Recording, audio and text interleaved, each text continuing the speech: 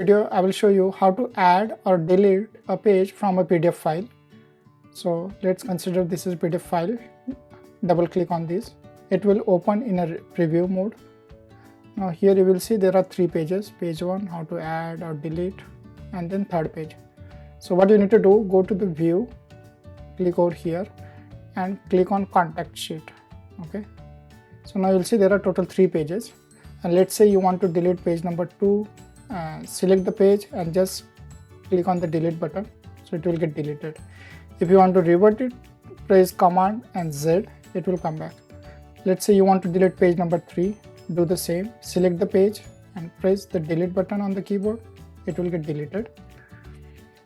Now assume we have 3 pages and you want to add a 4th page from a second PDF file. So here on the desktop I have another PDF. Simply drag it. Now you will see a 4th page has been added. If you want to look into the preview mode, so you just go to the view and click on the thumbnail.